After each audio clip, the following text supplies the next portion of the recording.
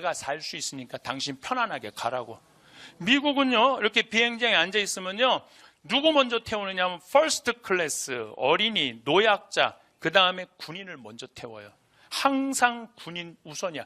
군인이 이코노미석에 타잖아요. 그래도 어디다 앉혀주느냐 하면 비상구 있죠. 다리 쭉 뻗더라고. 항상 그렇게 군인 우선이에요. 이번에도 괌에 강의 갔을 때 내가 5성급 호텔에 머물렀는데 너무너무 놀란 게 짝대기 하나 두 개짜리가 호텔에서 잠을 자는 거예요. 호텔에서 5성급 호텔에서 밥도 최고 좋은 음식점에서 먹는 거예요. 호텔 내에. 쟤네들 왜 그러냐, 지금 훈련 중이래.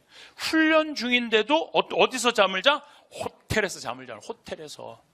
근데 어쨌든 그 군인들이 한 10몇 명이 밥을 먹더래요. 그래서 이제 자리를 비켜주고 있는데 자기네들이 젊은 군인 아이들이 밥값을 계산하려고 그럴 때 이 패트리샤가 가서 내가 계산했다고, 니네들 계산하지 말라고.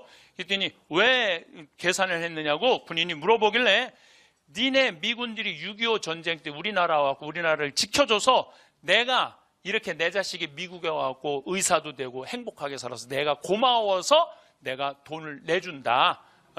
그러니까 얘네들 12명 와서 인사를 탁 하고 가더래요. 근데 내가 그러고 한국에 왔는데 한국에서 지뢰해갖고 발목 잘린 군인 있잖아요. 아직도 치료비를 제대로 못 받았다는 거야. 나라를 위해서.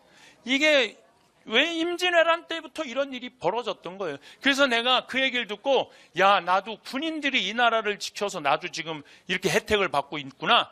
그래서 내가 결심한 게 있어요. 앞으로 내가 혹시 어느 음식점에서 군인이 밥을 먹으면 내가 쫓아가갖고 너 음식값 내지 마. 내가 내줄게. 정치인들이 백성을 무서워해야 돼요.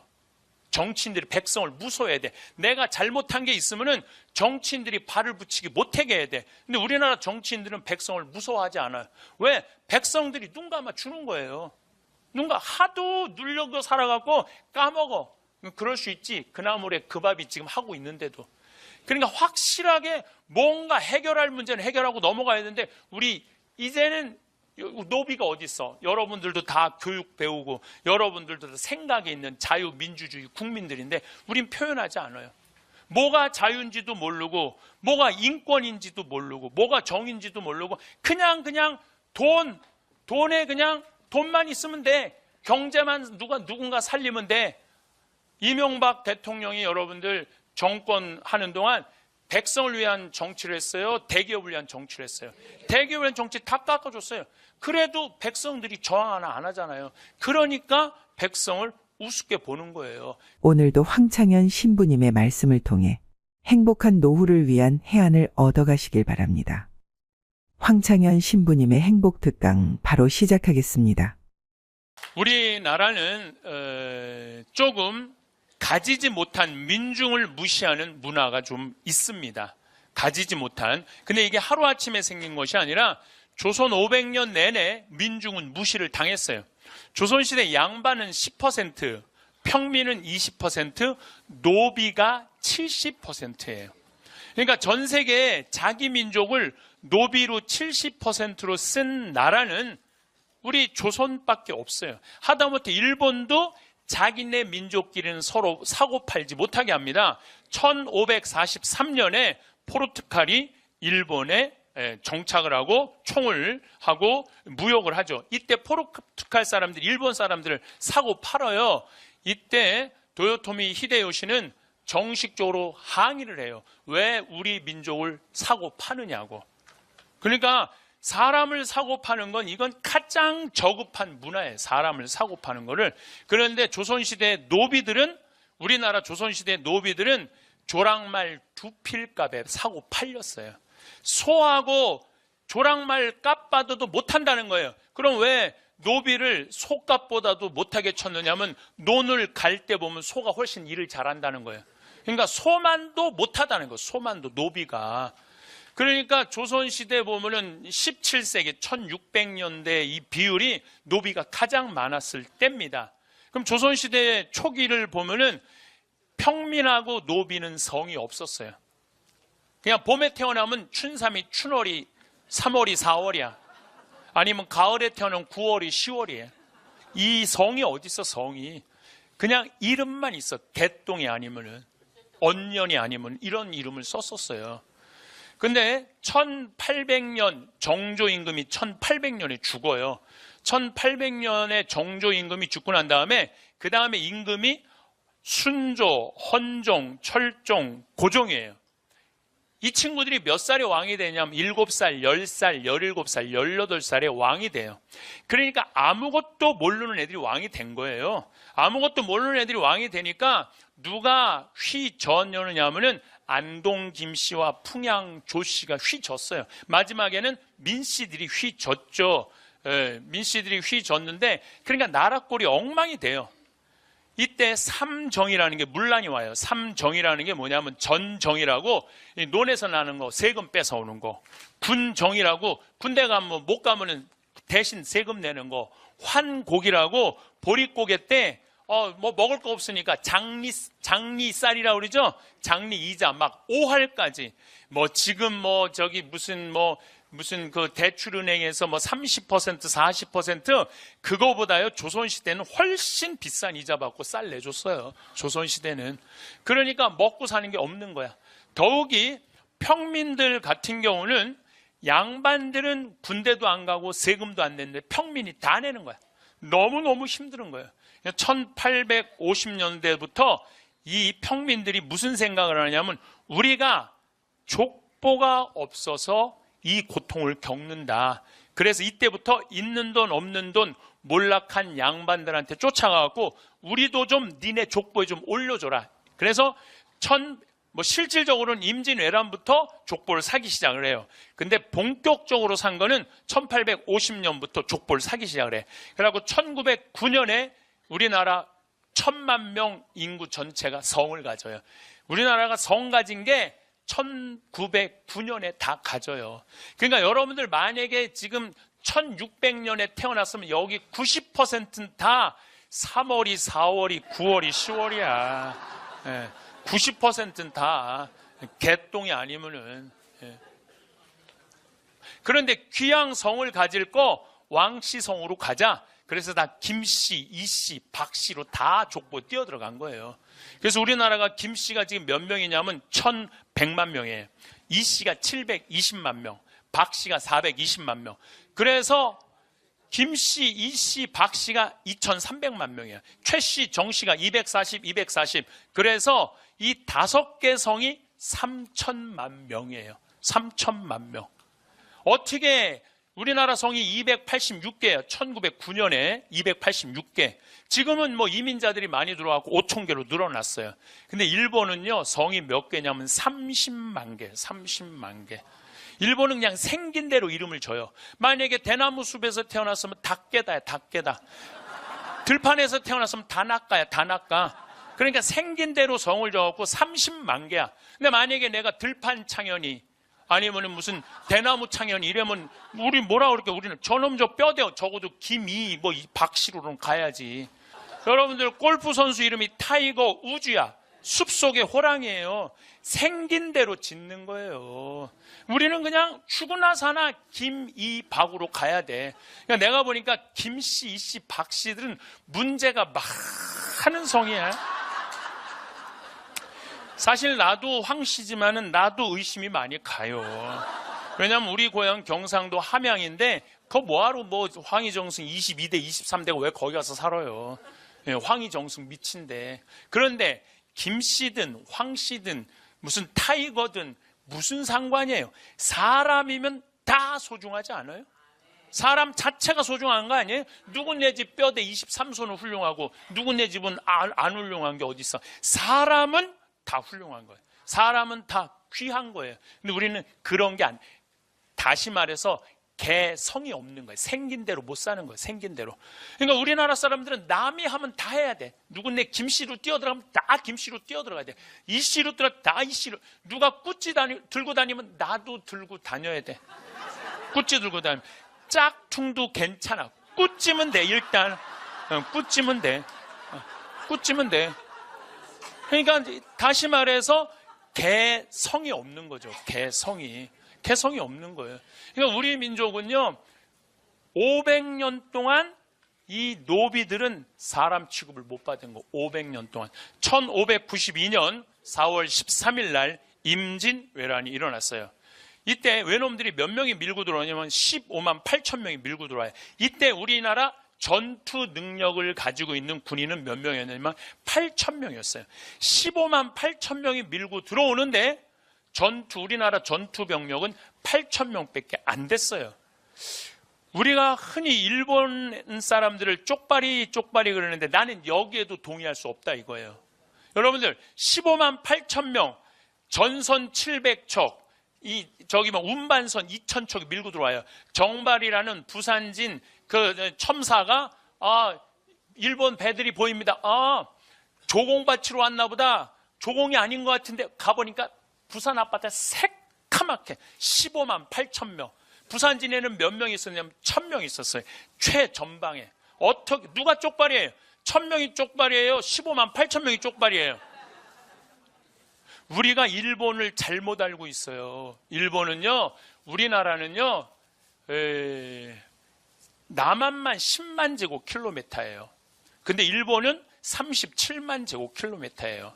우리나라보다 3배, 4배가 커요. 4배가. 그리고 우리는 서울서 부산까지 한 450km인데 일본은 삿포로부터 여기 나가사키 맨 끝에서 끝이 3,000km예요. 일본 나라 크기가. 그러니까 일본 애들은 저 밑에 있는 애들은요 추위가 뭔지 몰라요. 일본 애들 보면 막 반스만 입고 다니는 애들 있죠. 팬티만. 반스 이거 일본 말이에요. 이거 없애 이거요. 없애. 네. 얘네들이 왜 그 속옷만 갖고 다니면 더워서 그래. 더워서. 임진왜란 때 얘네들이 평양에서 의주로 왜 못 올라갔는 줄 알아요? 너무너무 추운 거야. 한 번도 경험해보지 못한 거야. 그러니까 일본 애들은요 경제 규모가 6조 달러야. 우리는 1조 달러밖에 안 되는데 인구는 우리가 5천만인데 걔네는 1억 2,500만이에요. 누가 쪽발이에요? 우리가 훨씬 작은 나라예요. 중국은 경제 규모가 14조에 인구는 13억.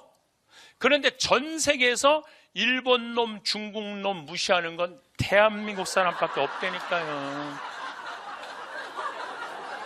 이게 얼마나 기가 막힌 노릇이에요. 예, 지금은 전 세계 1위는 미국이야. 2위는 중국이고 3위는 일본이에요. 그러니까 전 세계 가장 강대국 사이에 우리가 껴있는 거예요. 지금 국정교과서 갖고 싸울 때가 아니야 지금. 얼마나 지금 우리 위험한 상황에 와 있는데 저러고 맨날 싸우고 앉아있는. 그러니까 치라는 거예요. 그러니까 답답하다는 거예요. 우리 지금 현실 상황이 얼마나 냉정한 상황에 놓여 있는데 어쨌든 15만 8천 명이 밀고 들어왔는데 부산진에서 3시간 만에 무너져요. 부산진이. 동래성은 다음날 무너져. 송상현이 무슨 선조가 잘했다고 저라고 자결해버려요. 예. 그리고 4월 30일 날 한양에 도착을 해. 그 많은 군인이 4월 30일. 전쟁이 없었던 거죠. 전쟁이 있긴 있었죠. 상주 전투, 충주 전투, 용인 전투 3가지 전투가 있었는데 거기서 우리나라는 될 게 아니었어요. 상주에는 고니시 육기나가라는 15,000명 육군 최첨단 주력 부대가 몰고 올라오는데 우리는 재승방약이에요. 전투 국가 방어 체계가. 이게 굉장히 말이 어려운 것 같은데 무슨 뜻이냐면 니네 동네는 니네가 알아서 지켜라 이거예요. 네. 그러니까 정부에서 뭐만 장군 하나 보내주는 거야. 장군을 누구를 보내느냐면 젊은 장군 이일을 보냈어요. 이일이 조정해서 외놈들이 왔다고? 네가 가서 막아. 몇 명을 줬냐면 300명을 줬어요. 근데 중간에 다 도망가갖고 이 일이 상주에 도착했을 때는 몇 명이 있었는 60명이 있었어요. 쟤네들은 15,000명이 올라오고 있는데. 그러니까 니네 동네는 니네가 막아. 그러니까 막 모내다가 난리가 났대. 뭐 난리가 났어? 어디서 났대? 상주로 모이래. 그래갖고 북천변이라고 상주 강, 낙동강 변 있죠? 거기에 모여요. 800명이 모여요. 15,000명이 있는데, 그래, 한 놈이 쫓아와갖고, 장군님, 이제 지금 외놈이 바로 코앞에 왔습니다. 무슨 외놈이 코앞에 가? 너 안 오면 죽는다. 다음 날인데 안 왔는데 죽였어. 근데 이미 상주성이 함몰된 거예요. 끝난 거예요. 그 다음에 이제 모이는 데가 대구에서 이제 한 2만 명이 모여서 난리가 났대. 어디로 모이래? 대구로 모이래. 2만 명이 모였는데 정부에서 중앙에서 파견한 장군이 안 내려왔어. 그러니까 뭐라 그래? 난리가 아닌가 봐. 가자. 이게 나라를 지키는 한 나라의 꼴이었어요. 그러니까 15만 8천 명의 군인이 있었다는 것은 백성을 위한 군인이 아니고 임금을 위한 군인이었어요. 그러니까 조선은요, 백성을 위한 나라가 아니라 누구를 위한 나라야? 임금을 위한 나라였어요. 충주 탄금대라는 곳에는 이번에 누구를 보내냐면 신립 장군을 보내요. 여진족을 쳐 이기는 명장을, 나이 많은 명장을 보내요. 신립이 8천 명을 받아요. 기마병 8천 명을 받아. 근데 보니까 훈련이 하나도 안 돼 있는 거야. 훈련이 하나도 안 돼 있는 걸 가지고 조령이라고 새도 넘기 힘든 조령에서 막으려고 그러니까 다 도망갈 것 같아. 그러니까 어떻게 해요? 탄금대에서 배수진을 쳐요. 도망 못 가게. 그러니까 딱 외놈들이 보니까 또 이틀 동안 비가 왔네. 발굽이 다 진흙탕에 빠지는 거야. 뛰지도 오지도 못한 거야. 그러니까 딱 3열로 쏴서 조총으로 죽이는 거예요. 타켓이 얼마나 좋아. 말에 탔으니. 조총이라는 게 뭐야? 새도 쏴 죽인다 그래서 새조자의 총자야. 새조, 조총. 그러니까 얼마나 쏴 죽이기 좋아요. 8천 명이 다 죽어요. 신립은 한강에 빠져 자결해요. 그러니까 4월 30일 날 한강에 도착을 하는 거야. 그러니까 가만히 선조가 보니까 이건 아닌 것 같아. 그래서 임금이라는 게 도망을 가요. 도망을 하는데 몇 명을 데리고 도망가요? 100명을 데리고 도망을 가요. 무학지 언덕에 딱 올라서 보니까 이미 얘네들은 건너지도 않았는데 경복궁, 창경궁, 창덕궁이 다 불타는 거야. 누가 불태웠느냐면 공노비들이 다 불태우는 거야. 아니 임금이라는 게 우리 거 다 뺏어가고 종부리듯 사람 짐승 취급하더니 지켜주지도 않고 임금이 먼저 도망간다고 다 불태운 거야. 그러니까 여기 경복궁이 불타요. 누가 태우느냐면 외놈들이 태우는 게 아니야. 조선 사람들이 태워요. 근데 보니까 제일 먼저 불길이 치솟는 게 뭐냐면 장예원이 제일 먼저 치솟아요. 장예원은 뭐냐면 노비 문서 보관함이야. 그러니까 노비들이 한이 맺힌 거야. 이걸 태워 없으면 우리가 자유다, 면천한다. 제일 먼저 태워 없애요. 그러니까 선조는 개성으로 도망갔다가 평양으로 도망가. 평양에서 백성들이 이렇게 얘기를 합니다. 임금님, 우리는 일당 천입니다. 그러니까 여기서 더 이상 도망가지 말고 여기서 지킵시다. 여러분들 너무 웃기지 않아요? 왜 웃기냐면은 임금이 야 백성들아 여기 지키자 이래야 되는데 백성이 임금님 여기를 지킵시다. 얼마나 웃긴 얘기예요. 보니까 개성에서 2만 명이 또 죽어요. 그러니까 선조는 함경도로 갈 거냐 의주로 도망갈 거냐 고민을 하다가 의주로 도망을 가요. 그 꼴을 보고 백성이 너무 화가 나니까 고니시 육기나가 부대 지나가는 길 담벼락에다가 선조 도망간 데를 화살표를 해줘. 이쪽으로 도망갔다고. 그러니까 가서 잡으라고. 그리고 선조는 계속 뭐라고 그러냐면은 나 내부하겠다고 그래요. 명나라에 내부하겠다. 내부라는 게 뭐냐면은 귀화하겠다는 거야. 한 나라의 임금이 천만의 백성을 버리고 귀화하겠다고 대놓고 얘기를 해. 대놓고. 참 부끄러운 역사예요. 뭐 우리 지금 역사 잘못 가르친다고 그러는데 알 건 알고 넘어가야지. 그리고 의주에서 딱 안 되니까 명나라에 편지를 보내. 그 내가 조선왕조 실록에서 다 발췌해놨어요. 명나라에 뭐라고 편지를 보내느냐면은 이제 이 몸은 어버이의 나라 가서 죽고 싶다. 나를 받아줘라 그래요. 어버이의 명나라에 가서 죽고 싶으니까 나를 받아달라 그래요. 그게 선조야. 임금. 이때 선조를 막아 나선 게 누구냐면 유성룡이 막아 나서요. 임금님, 만약에 압록강을 건너가면 이씨 왕조는 끝나는 겁니다. 건너가면 안 됩니다. 그러니까 선조가 이렇게 말합니다. 그러면 어떻게 하란 말이냐 이놈아 나보러. 그래요. 그러니까 유성룡이 뭐라고 그러냐면 임금님, 우리는 노비가 7할이 있습니다. 70%가 노비잖아요. 이 노비들한테 외놈 목 하나 잘라오면 상을 주고 2개를 잘라오면 면천을 주고 3개를 잘라오면 벼슬을 준다고 선포하십시오. 근데 종묘사직이 노비들에 의해서 지켜진다는 것을 선조는 받아들일 수가 없었어요. 짐승 같지도 않은 것들한테 이 종묘사직을 지킨다는 걸 받아들일 수가 없었어요. 계속 반포를 안 해요. 안 하다가 턱 밑에까지 고니씨가 이제 항복하라고 그러니까 그때서 반포를 해요. 외놈 목 2개 잘라온다니까 면천시켜준다니까 노비들이 뭐라고? 안 그래도 외놈들한테 감정이 안 드는 목 2개만 자르면 면천을 시켜준다고? 다 누구 밑으로 들어가냐면 이순신 밑으로 다 들어가요. 예, 갑밭이 뭐 이게 가죽하는 갑밭이 그다음 백정들 이런 사람들 다 이순신 밑으로 들어가. 이순신 밑으로 들어가고 딱 외놈하고 맞닥뜨리기만 하면 이게 또 좀 재미난 얘기지만은 얘네들은 전선이요. 우리는 판옥선이라고 전투선이야. 근데 얘는 전투선이 없어. 일본 애들은 그냥 배야. 그래갖고 우리 사다리 놓고 올라오는 거예요. 사다리 놓고 올라만 목만 내면 목을 자르는 거야. 목 2개만 자르면은 면천하니까. 일본 애들이 너무 놀라는 거지. 그냥 고개만 목을 자르니까. 예. 그래서 잘라갖고 소금에다 절여두는 거예요. 집집마다. 왜냐하면은 이걸 집집마다 절여둬갖고 수급이라고 그래요. 수급. 절여둬갖고 이제 이것만 들고 가면 그 지긋지긋한 노비 생활에서 벗어날 수 있으니까, 종살에서 벗어날 수 있으니까.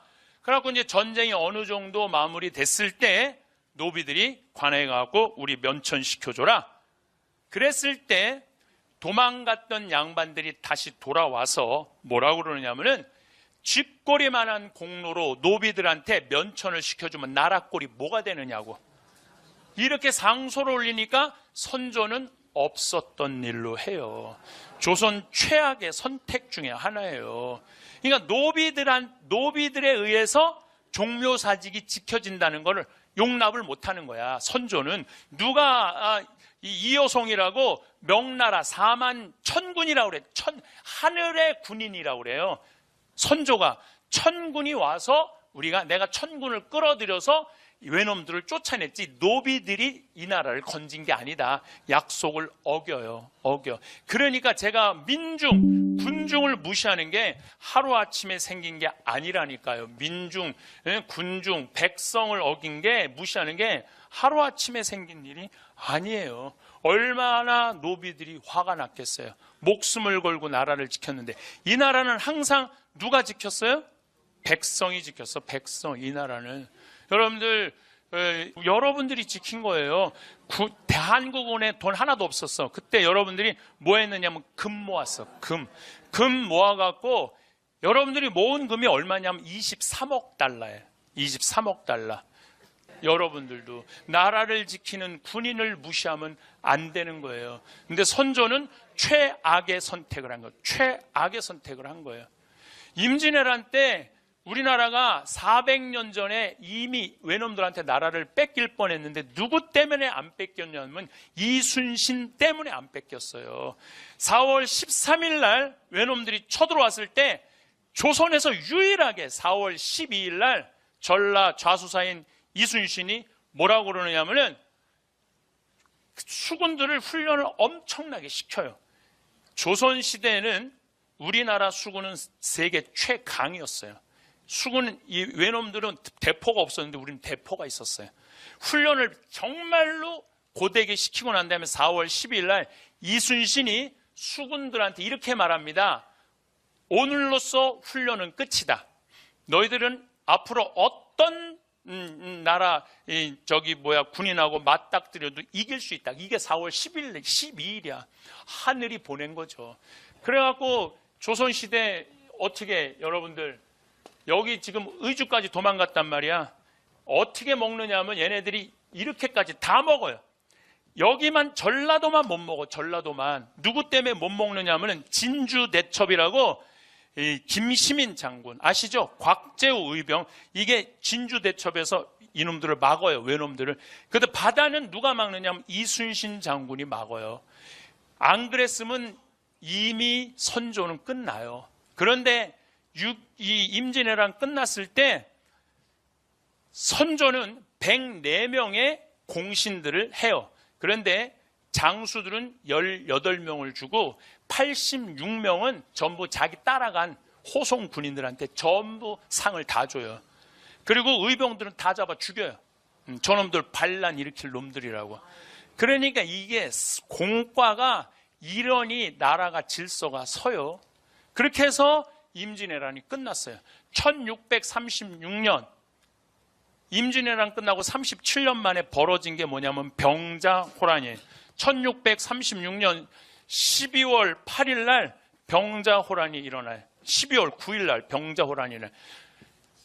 이날 청 14만 명이 밀고 내려와. 청군 14만 명이. 이때 우리나라 군인은 몇 명이냐면 8천 명이야. 8천 명. 아니 그렇게 임진왜란 동안 7년 동안 그 백성들이 괴로웠으면 국방을 튼튼히 해야 되잖아요. 그럼 37년 동안 조선 왕조는 뭐 했느냐? 선조, 광해군, 인조 셋이서 뭐 했느냐면 네가 왕이 될 거냐 내가 왕이 될 거냐 싸운 거예요. 선조는 광해군은 후궁의 아들이야. 쉽게 말하면 본초의 아들이 아니야. 후궁의 아들인데 임진왜란 때 광해군이 의병들을 다 일으켰거든요. 그러니까 선조보다 누가 인기가 있었냐면 광해가 더 인기가 있었어요. 그러니까 광해가 미웠던 거예요. 광해가 와서 전쟁 끝나고 문안 인사 오면 이놈의 새끼 너 명나라에서 세자 책봉도 안 했는데 뭐하러 나오고 인사 왔느냐고. 자기보다 인기가 높으니까. 그런데 선조가 늙음하게 장가를 갔는데 애를 하나 낳네. 임목대비가 영창대군이라고. 이거를 왕으로 만들고 싶은 거야. 그러니까 이걸 왕으로 만들 거냐 저걸 왕으로 만들 거냐 이건 거예요. 그래서 1608년에 근데 선조가 갑자기 죽어버려요. 죽으면서 어쩔 수 없이 광해가 왕이 될 것 같으니까 불러갖고 이렇게 말해요. 동생 영창을 죽이지 말아라. 네 애미 이 임목대비는 20살이고 광해는 30살이었어요. 그러니까 얼마나 어린 부인을 얻은 거예요. 네 애미를 폐비시키지 말아라 이랬거든요. 근데 선조 죽자마자 엄마 폐비시켜 임목대비. 그리고 영창은 강화도로 보내갖고 문 걸어 잠그고 쪄서 죽여. 쪄서 동생을. 그러니까 이게 여기다 폐륜하다 그래서 반정이 일어나는 게 인조반정이에요. 이때 이괄이라는 장수가 제일 먼저 하도 괄괄해갖고 이름도 이괄이야. 예, 예. 제일 앞장서갖고 이 광해를 내쫓아요. 근데 이 이괄이라는 장수는 자기가 형조판서 되길 원했어요. 근데 어디도 보냐 변방으로 내쫓아버려. 평양 쪽으로. 그러니까 너무너무 화가 나잖아요. 근데 아들을 영모죄로 또 묶으려고 그래. 그러니까 너무너무 화가 나갖고 일으킨 난이 이괄의 난이에요. 이때 이괄이 평양에 군인이 2만 명이 있었어요. 한양이 2만 명이 있었어. 4만 명이 서로 네가 왕이 될 거냐 내가 왕이 될 거냐 싸우다가 4만 명이 다 죽어요. 다 죽어요. 예. 그 다시 인조반정에 3일 동안은 이괄이 이 한양을 차지하고 이 광해는 어디로 도망가요? 저 밑으로 도망가거든요. 결국은 제주도로 가서 죽어요. 이제 인조도 이제 도망가죠. 공주로 도망을 가요.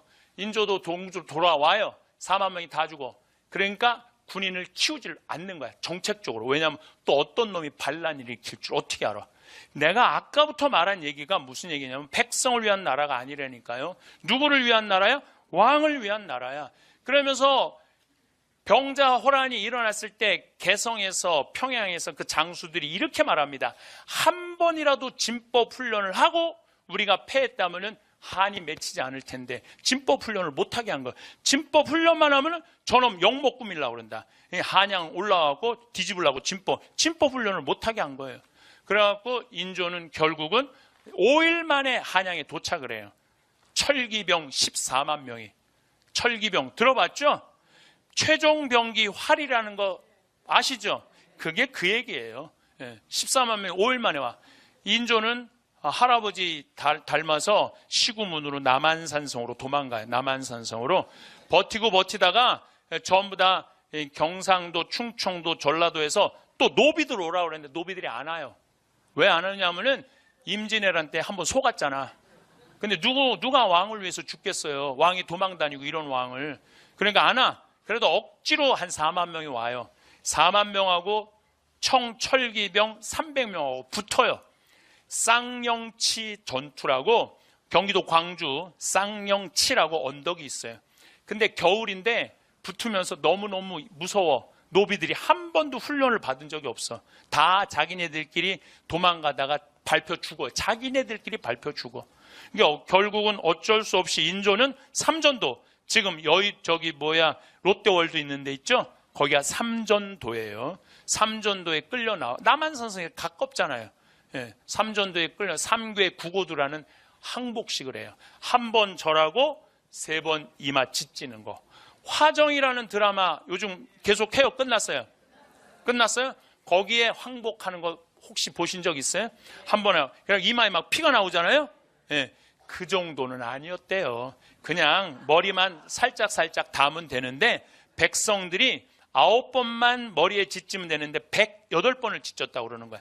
이건 백성들이 원하는 거야. 역사에서는 그런 내용이 없대요. 백성들이 원하는 거. 머리통이 터져도 된다 너는. 그러니까 왕하고 백성의 관계가 깨진 거지. 왜? 왕이 누구를 무시해? 백성을 무시했기 때문에 그래요. 백성이. 왕이 백성을 무시하면 백성은 왕을 지켜줄 생각이 없는 거예요. 이거 정말로 중요한 진리예요. 이번에도 국정교과서 국민들 68%가 반대한다고 그러잖아. 그럼 생각을 해야 되는데 그냥 밀고 나가는 거예요. 별로 내가 보기엔 달릴 바가 하나도 없다는 얘기예요. 그래갖고 병자호란이 끝났어. 이제 나라는 정말 점점 어두운 데로 가는 거예요. 그런데 1894년 2월 10일 날 뭐가 일어나느냐면 동학농민 전쟁이 일어나요. 전라도 고부라는 곳에서 군수가 갑질을 해야 되는 거예요. 군수가 무슨 갑질을 해야 되느냐면은 막 죽은 아버지 무슨 묘한다고 비석 세운다고 세금 뺏고 뭐 죽은 애들 세금 뺏고 세금을 얼마나 갑질을 하면 군수 이름이 조병갑이야. 조병갑이야. 군수 이름이 조병갑이에요. 정봉준이 아버지가 관아에 가서 매 맞아 죽어요. 그때 전봉준이 들고 일어나요. 그래갖고 전주, 경상도, 충청도, 전라도 다 먹어요. 그래갖고 한 6개월 동안 통치를 해요. 동학농민군이 실질적으로 통치를 하고 이제 어디만 밀고 올라가면 되냐면 한양만 밀고 올라가면 돼. 이제 고종만 뒤집어 엎으면 돼. 근데 고종은 이 동학농민군하고 타협할 생각이 없었어요. 어디다 도움을 청하느냐면 청나라에 도움을 청해요. 나 좀 지켜줘라. 그러니까 청나라가 2,800명을 보내줘요. 이때 8,000명의 일본군들이 들어와. 일본 애들은요 항상 호시탐탐 우리를 노리고 있어요. 일본 애들은 항상 아주 대놓고 노리고 있어요. 지금도 대놓고 노리고 있는 거예요. 아베가 지금도 대놓고 노리고 있는 거예요. 그래갖고 청일전쟁이 일어나요. 청일전쟁이 아산, 성안, 평택에서 일어나요. 왜 청일전쟁을 아산, 성안, 평택에서 하냔 말이야. 청나라 도쿄에서 하든지 청나라 심양에서 하든지 일본 도쿄에서 하지 왜 아산, 성안, 평택에서 하냐 이거야. 왜 우리 땅에서 청일전쟁을 했느냐 하면은 조선을 최종적으로 누가 먹을 것이냐에 대한 결정전쟁이에요. 그게 청일전쟁이에요. 그런데 청나라 애들이요 다 패해요. 더욱이 일본 애들은 거의 기관총 수준의 총이 있었어. 기관총 수준의 총이. 근데 청나라 애들은 그런 총이 없었거든요. 2만 명을 보내는데 다 죽고 200명 도망가요. 200명. 그러니까 이제 우리 주권을 갖고 일본 애들이 먹으면 돼. 그래서 청나라 애들이 청일전쟁 끝나고 난 다음에 일본 시모노세키라는 섬에 가갖고 맺은 조약이 시모노세키 조약이에요. 이 조약 내용이 뭐냐면은 조선은 독립국이다. 청나라가 선언을 해요. 그전에는 조선은 청나라의 속국이었거든. 조선은 독립국이라는 얘기 뭐냐면은 일본 니네가 먹어도 우린 관여하지 않겠다. 그 얘기예요. 그래서 조선은 독립국이라. 그래서 이제 막 먹으려고 그랬더니 러시아가 가만히 있어봐. 니네들 조선 먹으면 안 되지. 그래갖고 프랑스하고 독일을 끌어들여요. 그래서 못 먹게. 이게 삼국 간섭이에요. 너무너무 열받잖아요. 다 먹은 건데 저 러시아 때문에. 그런데 그 러시아에 가서 딱 붙어갖고 우리나라를 지킨 게 누구냐면 명성황후예요. 명성황후가 러시아가 힘이 세구나 가갖고 우리 일본한테 지켜줘라 계속 그러니까 너무너무 명성황후가 미웠던 거야. 그래서 1895년 10월 8일 날 여우사냥이라는 이름으로 명성황후를 죽여요. 경복궁에 들어가갖고 건천궁, 건천정이라고도 하죠. 건천궁에 들어가갖고 명성황후를 끄집어내요. 세자가 살려달라는데 세자를 발로 차요. 병풍으로 날아가. 고종도 살려달라고 그래. 고종도 밀쳐내버려요. 그리고 명성황후를 끄집어내갖고 칼로 2번 난도질하고 20명이 자객이 들어가서 돌아가면서 강간을 해요. 한나라의 왕비를 돌아가면서. 그래서 그중 자객 1명이 이렇게 말합니다. 오늘 참으로 이 궁에서 가소간호한 일이 벌어졌다. 참으로 웃기고 참으로 화나는 일이 벌어졌다 그래. 한나라의 왕부를 그냥 죽이지. 돌아가면서 20명이 겁탈을 했다는 건 이건 치욕적인 거예요. 저는 명성황후라는 이 뮤지컬을 2번을 보면서 정말로 속에서 불이 났어요.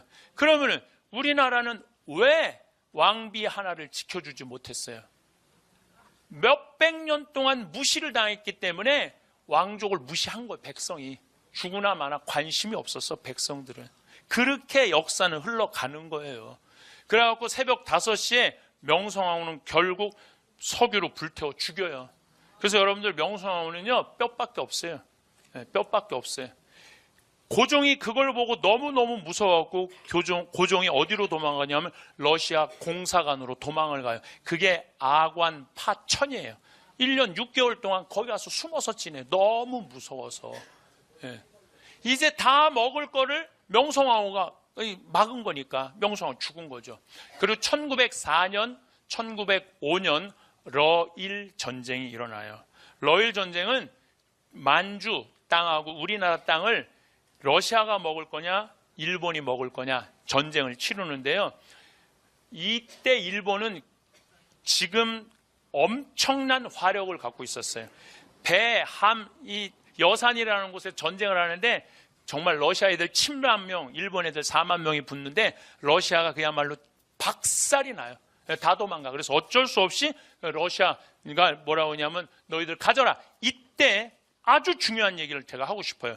이때 미국이 사실은 우리 조약을 맺어갖고 우리를 보호해 주겠다고 그랬거든요. 근데 러일 전쟁 끝나고 난 다음에 미국이 일본한테 뭐라고 하냐. 니네들 조선 먹는 거 눈 감아 줄게. 눈 감아 줄게. 니네들은 미국은 누구를 눈 감아줘? 필리핀 먹는 거 눈 감아줘. 일본 니네는. 그래서 서로 조약을 맺어갖고 1905년에 우리가 을사늑약으로 나라를 뺏기는 거예요. 그때나 지금이나 다를 게 뭐가 있어? 여러분들 지금 이 일본 애들 아베가 지금 이제 다른 나라 파견하겠다고 그랬죠? 그거 지지해주는 나라가 누구예요? 미국이에요. 미국.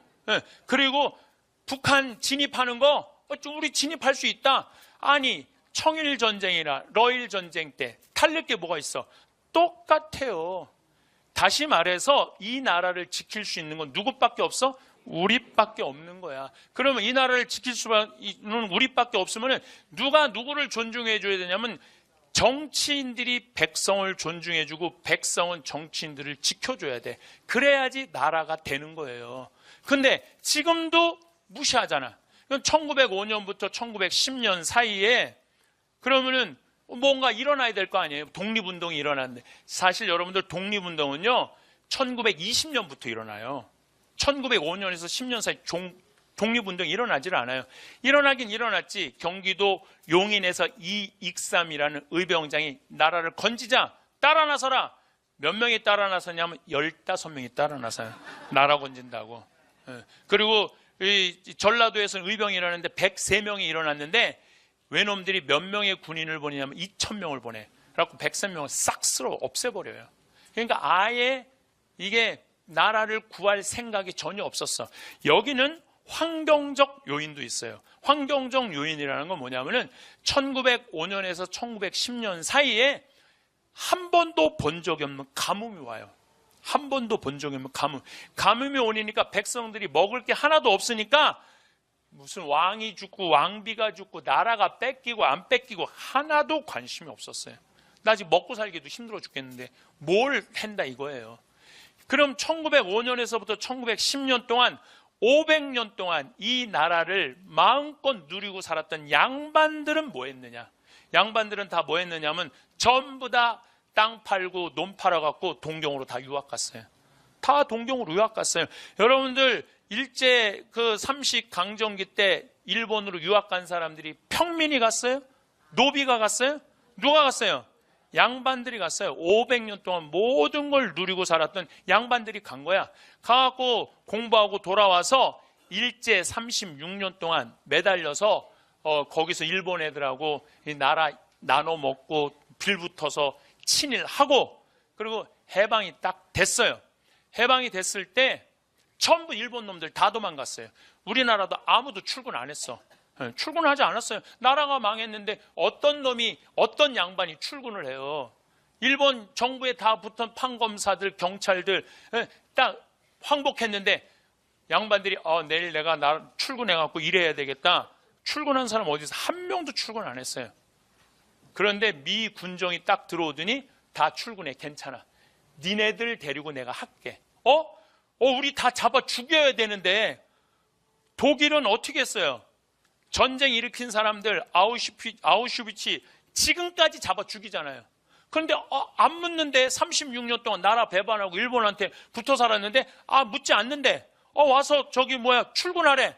거기서 출근해갖고 다시 주저앉은 거야. 다시 말해서 500년 동안 조선을, 백성들을 아주 착취하고 고통으로 몰아넣었던 사람들이 일제 36년도 그대로 다 누리고 살았다가 전쟁 독립하고도 그대로 누리고 사는 거야. 그리고 그 일제를 청산하지 못한 그게 지금까지 그대로 와 있는 거예요. 제가 왜 이런 얘기를 장황하게 하느냐 하면은 정치인들이 백성을 무서워해야 돼요. 정치인들이 백성을 무서워해야 돼. 내가 잘못한 게 있으면은 정치인들이 발을 붙이기 못하게 해야 돼. 근데 우리나라 정치인들은 백성을 무서워하지 않아요. 왜? 백성들이 눈 감아 주는 거예요. 하도 눌려고 살아갖고 까먹어. 그럴 수 있지. 그나물에 그 밥이 지금 하고 있는데도. 그러니까 확실하게 뭔가 해결할 문제는 해결하고 넘어가야 되는데 우리 이제는 노비가 어디 있어? 여러분들도 다 교육 배우고 여러분들도 다 생각이 있는 자유민주주의 국민들인데 우린 표현하지 않아요. 뭐가 자유인지도 모르고 뭐가 인권인지도 모르고 뭐가 정인지도 모르고 그냥 돈에 그냥 돈만 있으면 돼. 경제만 누군가 살리면 돼. 이명박 대통령이 여러분들 정권 하는 동안 백성을 위한 정치를 했어요? 대기업을 위한 정치를 했어요? 대기업을 위한 정치 다 깎아줬어요. 그래도 백성들이 저항 하나 안 하잖아요. 그러니까 백성을 우습게 보는 거예요. 그래서 제가 많은 경우 이런 얘기를 해요. 일제 36년을 청산할 일이 아니에요. 조선 500년을 청산해야 돼요. 조선 500년을 청산하지 않으면 우리는 미래로 나가는 게 쉽지 않다는 거예요. 예수님이요, 가톨릭 문화 안에 보면은 예수님이요, 가난하니 병드니 그 다음에 이 나그네 감옥에 갇힌 이를 함부로 대하지 말라 그러잖아요. 그 예수님 문화 안에 꽉 차 있는 나라들은요 정말로 복지가 잘 돼 있어요. 그리고 왜 우리 가톨릭이 2000년 동안 유지해 왔어요? 가난한 이들 편에 서 왔기 때문에 2000년을 유지해 온 거예요. 1789년에 프랑스 혁명이 일어났을 때 프랑스 교회는 끝났어요.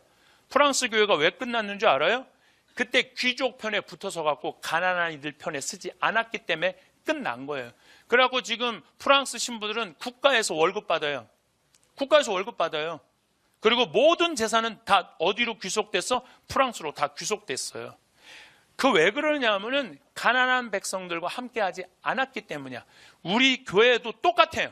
우리 교회도 지금 정의로운 일에 가난한 한 이들의 권리를 찾는 일에 우리가 무심하고 우리도 돈만 쫓아서 성당 건물 짓고 돈 모으는 일에만 혈안이 돼 있다면 우리도 똑같다는 거예요. 우리 가톨릭이 무시당하기 싫으면 어떻게 해야 돼? 정의로운 일에, 가난한 일에, 감옥에 갇힌 억울한 사람들의 편에 들어서야 된다는 거예요. 그래서 사람을 무시하면 그 문화는 없는 거예요. 사람을 무시하면. 그게 역사든 개인사든 사회 아니든 사람을 존중하는 문화를 우리가 꼭 이루어야 된다는 얘기입니다. 예. 말하고 나서 크게 후회하신 적 있으십니까? 그런데 어떤 말은 우리의 운명에까지 영향을 미칩니다. 실제로 우리가 남에게 하는 말은 우리의 인간관계는 물론 나아가 우리의 말년운까지 영향을 미칠 수 있습니다. 그 중에서도 특히 피해야 할 말이 있습니다. 말년운까지 망치는 남에게 절대 하면 안 되는 말 7가지를 말씀드리겠습니다. 첫 번째, 내 약점은 끝까지 감춰라. 왜 좋은 대화는 지혜롭고 말을 조심해야 할까? 자신있게 말하는 것은 인격을 나타냅니다. 현재와 미래를 걱정하며 말해야 하며 지혜로운 대화가 필요합니다. 노인이 되면 집단에서 아웃사이드로 위치되어 말을 조심해야 합니다. 자신감, 지혜로운 대화, 비밀 보호와 같은 이유 때문입니다. 또한 자신만의 비밀을 가지고 있을 때는 그것이 자신의 선택입니다. 단 비밀을 누설하게 된다면 안 됩니다. 자신의 출생의 비밀, 가족 간의 갈등 등을 조심해야 하며 자신의 약점을 계속해서 회상하며 털어놓고 말하는 것은 다른 사람에게 평생 원망받을 수 있는 것입니다. 따라서 자신의 약점은 끝까지 감추어야 합니다. 젊은이가 단점을 고백하며 사랑을 고백했지만 상대방은 단점을 지적하거나 비판하는 것으로 호감이 사라지기 마련이죠. 인간관계에서는 칭찬을 통해 훌륭한 사람으로서의 기본을 만들어야 한다고 생각해요. 그런 사람에게만 호감을 받아야 인간관계에서 긍정적 관계를 유지할 수 있으니까요. 거짓말이라도 칭찬해 주는 것이 좋은 관계를 유지하는 방법이라고 생각해요. 그리고 침묵도 금이라고 하니 조심해야 한답니다. 두 번째, 상대가 제일 싫어하는 말은 절대 하지 마라. 우리 삶에서 소통은 무엇보다 중요합니다. 그 과정에서 상대방의 마음을 아프게 하는 말은 피해야 합니다. 특히 상대가 가장 듣기 싫어하는 말은 더욱 그렇습니다. 이런 말들은 마치 뇌관처럼 조금만 건드려도 큰 문제를 일으킬 수 있습니다.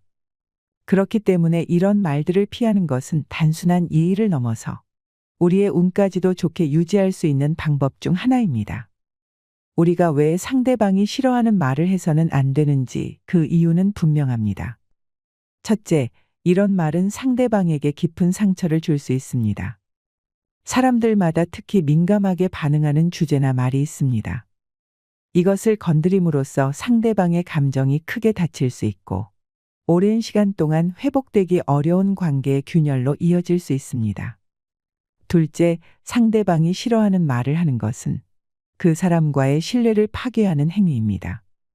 신뢰는 모든 인간관계의 기반이며 이를 잃어버린 관계는 쉽게 복구되기 어렵습니다.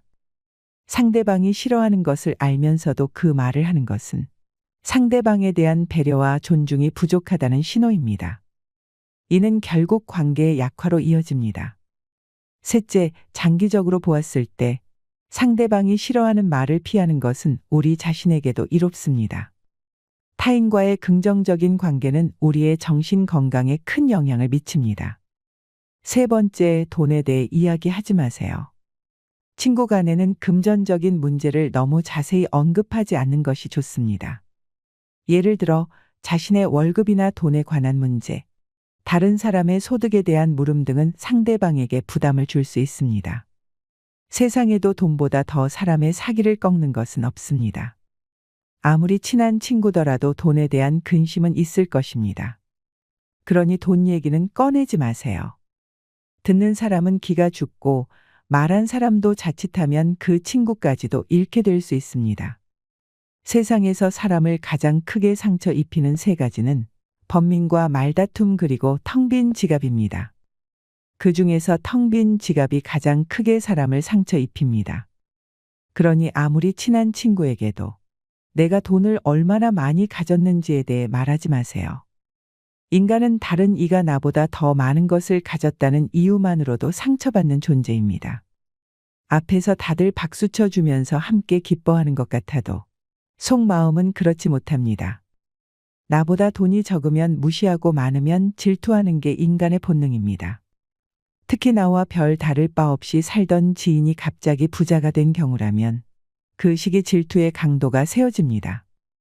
그러면서도 당연한 듯 무언가를 요구하거나 기대하며 내가 더 받는 것이 당연한 듯 행동하기 쉽습니다. 결국 관계는 끝을 맺게 됩니다. 그렇기에 아무리 친한 친구나 가족이라도 내가 가진 돈에 대한 이야기는 절대 하지 마세요.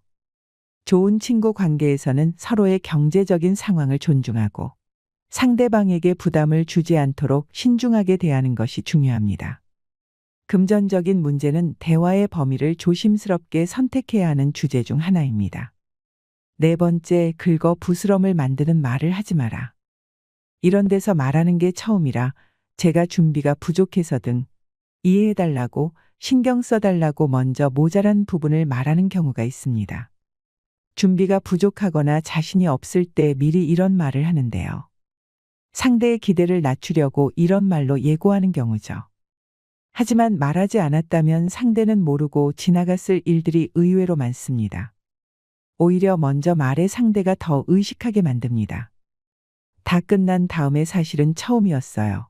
중간에 실수했어요. 라고 말하면 오히려 놀랍니다. 그런 줄 몰랐다면서. 살면서 이런 일들이 적지 않게 일어납니다. 긁어 부스럼 만들고 다 된 밥에 재를 뿌릴 필요 없는 말들을 먼저 할 필요가 없습니다. 준비를 열심히 했어도 불안해서 겸손하게 말한다는 생각에 나의 부족한 부분이나 단점을 먼저 말해 상대가 이해해 주길 바라지만 그 말로 인해 그때부터 부족하게 보이는 경우가 많습니다. 준비성 없고 능력 없는 사람으로 인식될 가능성도 있습니다. 내가 먼저 말해버린 단점은 은근히 눈이 가기 쉬운데요. 이런 말 때문에 초반부터 상대가 실망하거나 평가가 나빠지기도 합니다. 잘못되었을 경우나 상황이 악화되었을 경우 상대는 내가 먼저 말해버린 나의 부족한 부분, 단점을 공격카드로 쓰는 경우가 있습니다. 공적인 자리, 발표 자리, 경쟁하는 자리일수록 이런 말을 먼저 하기보다 차분하게 자신을 믿고 행동하는 것이 자신은 물론 상대에게 도움이 됩니다.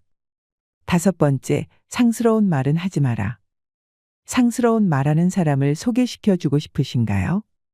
상스러운 말을 하는 사람과 같이 있으면 나까지 부끄럽습니다. 이런 말을 하는 사람이 누구를 소개시켜 달라거나 일자리를 봐달라고 하면 내키지 않습니다. 이런 생각은 지금 현재뿐만 아니라 오랜 시간이 지난 후에도 사라지지 않고 오히려 더 강하게 작용하는 경우가 적지 않습니다. 만일 상스러운 말을 직접 들었던 사람이나 계속 들어왔던 사람이 마음에 깊은 상처를 받았다면 아무리 사과해도 씻어지지 않습니다. 상처가 씻기는 방법은 대부분 하나로 모아지더군요. 상대방의 사과보다는 내가 용서할 수 있을 때였다고 합니다.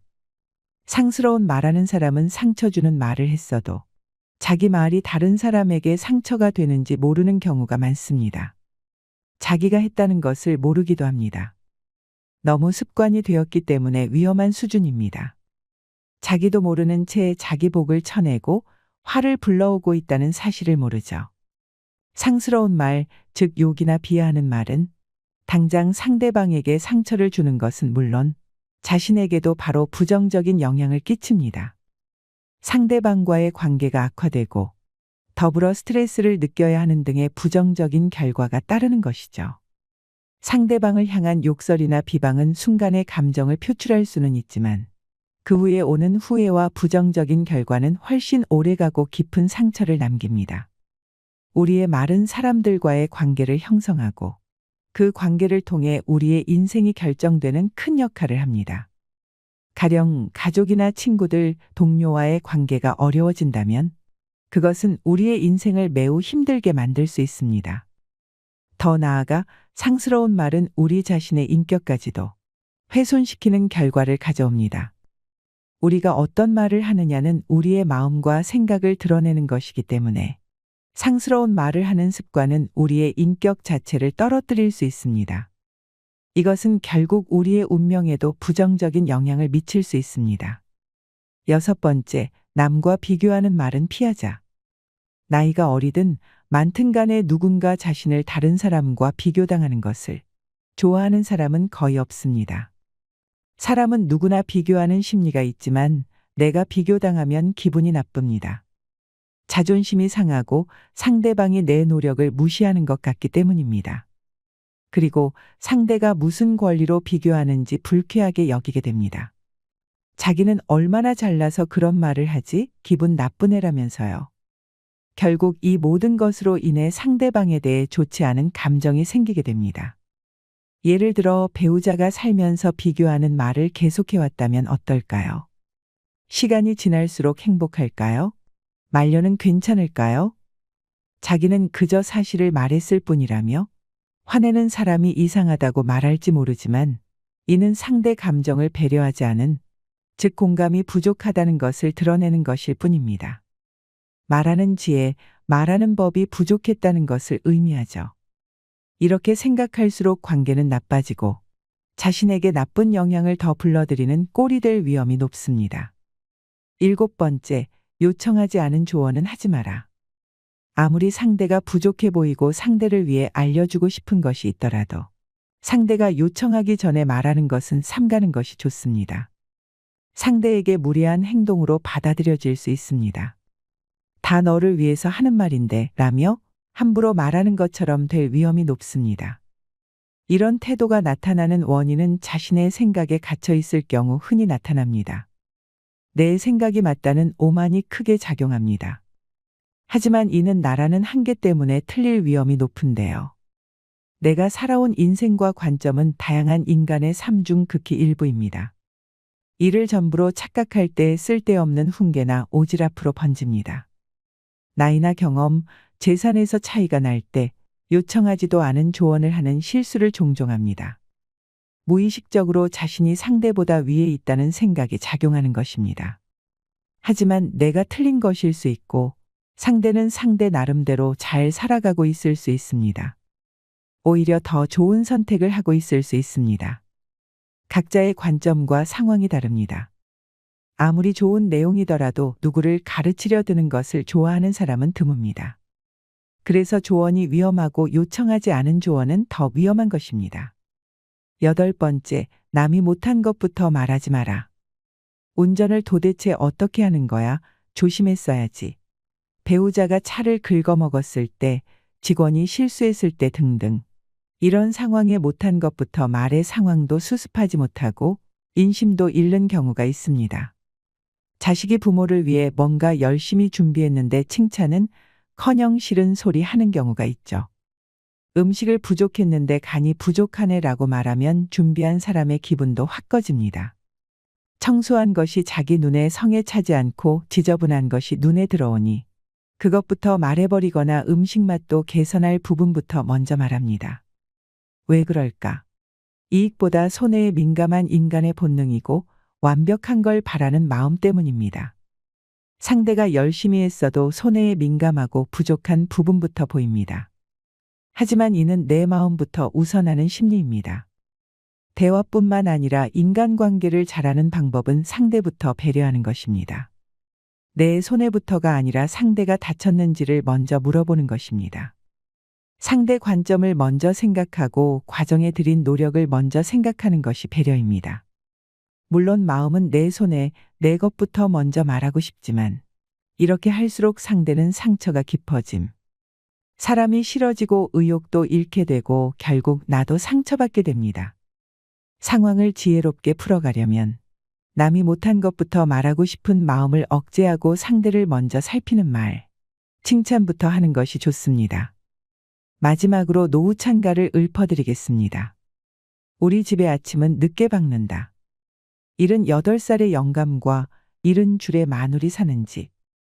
출근길이 바쁜 직장인도 학교에 늦을 학생도 없으니 동창의 햇살이 눈이 부실 때까지 마음 놓고 잠에 취한다.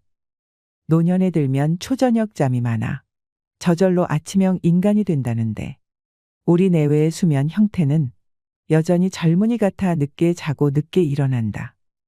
마누라는 쿨쿨 자지만 영감은 쉽게 잠들지 못한다. 그러나 얼마든지 게을러도 괜찮은 나이. 늦은 아침을 맞이할 때마다 나는 내게 찾아온 노후를 예찬한다. 식사 준비도 간단하다. 잡곡 밥에 된장국, 그리고 김치와 시골에서 가져온 푸성귀, 생선 한 토막이 전부다. 마눌은 영감에게 초라한 밥상을 내밀며 자랑이나 하듯 말을 한다. 조식이 건강식인 것 아시지요? 조악한 음식이라야 노후의 건강을 유지할 수 있다는 핑계를 대며 나에게는 조촐한 식단이 입맛에 맞는 일상의 식사로 속으론 고마워하면서도 아직 내색해본 적이 없다. 그러면서 중얼거린다. 늙었다는 것은 정말 편한 것이구나. 식후의 커피처럼 황홀한 것이 또 있을까? 우리 집의 소파가 놓여 있는 동쪽은 전면이 유리창인데 찻잔을 들고 건너다 보면 동쪽의 공원 야산 수목이 마치 내 집 마당처럼 눈에 들어온다.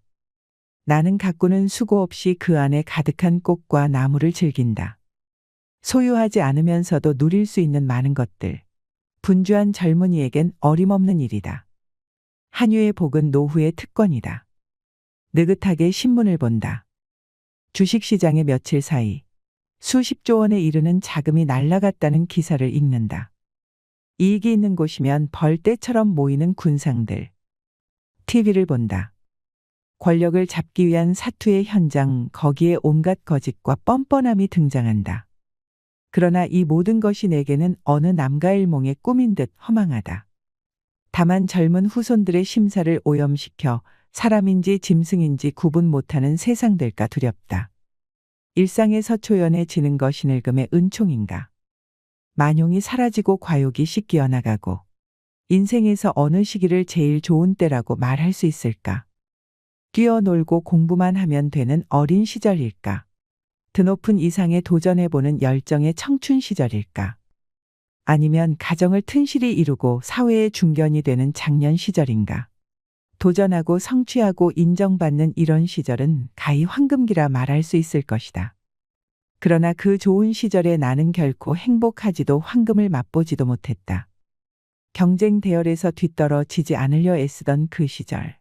삶의 본질은 할 일 없는 자들의 주술로 여기고 앞만 보고 달렸기에 남에게 아쉬운 소리 안 하고 살았는가 보다. 그러면서 세월의 영역 속에 밀리고 밀려 추락의 끝이라고 생각한 노후라는 땅에 이르렀다. 그러나 내가 도착한 노년은 축복의 땅이었다. 잃을 것이 없는 빈손 때문이 아니라 얻으려는 욕망이 거친 빈 마음으로 풍요의 고장이었고 비로소 최선과 정도가 보이는 밝은 눈의 영토였다. 책임에서도 의무에서도 자유로운 나이. 했는데 너무너무 싸게 짝퉁이 들어오니까 견디질 못하고 전 세계 장인들을 싹 죽여버리는 거야. 이건 내가 나중에 한번 또 얘기를 할 거예요. 요건 아주 중요한 부분이라. 왜냐하면은 가격 경쟁력에서 될 수가 없으니까. 오늘도 황창현 신부님의 말씀을 통해 행복한 노후를 위한 해안을 얻어가시길 바랍니다. 황창현 신부님의 행복 특강 바로 시작하겠습니다. 제가 1997년 20년 전 이야기예요. 내 멘토 신부 이용삼 요셉 신부가 중국 선교사로 나갔을 때 처음 제가 중국에 발을 디뎠어요. 장춘에 선교사로 나갔을 때 신부님 보러 북경하고 장춘을 갔어요. 북경에 딱 갔는데 천안문 광장에 딱 섰는데 정말 입이 딱 벌어지더라고. 광장이 너무 넓어서. 그 넓은 광장에 1989년 1989년에 천안문 사태가 일어나요. 그 넓은 광장에 탱크를 다 문마다 다 막고 거기에 있는 대학생들 싹 쓸어버린 거 아니에요. 등소평이 그러니까 이 중국 사람들은 사람 죽는 거를 아무렇게 생각지도 않아. 싹 쓸어버리죠. 어쨌거나 하여튼 그 넓은 광장에 그 학생들이 다 죽었다는 걸 생각을 하니까 막 정말로 끔찍하기도 하고. 근데 자금성을 딱 들어가 보니까 이건 눈알이 튀어나오는 눈알이 너무너무 크고 너무너무 화려하니까. 그래서 중국 대단하다 그렇게 생각을 했어요. 그런데 이제 한 며칠을 생활하고 자금성 구경하다 너무 오줌이 마려웠고 공동 화장실 딱 들어갔는데 깜짝 놀랐어요. 전부 다 남자고 여자고 쳐다보는 거 나를. 근데 뭐 나만이 아니라 줄 서는 사람이 뒤에 뭐 20명 30명 아예 문짝이 없어. 그냥 어떤 화장실은 그냥 다 엉덩이 까고 다 앉아서 그냥 일을 보는 거야. 그리고 거기 이렇게 쭉 물이 흘러내려가. 똥 싸면 쫙 흘러내려가.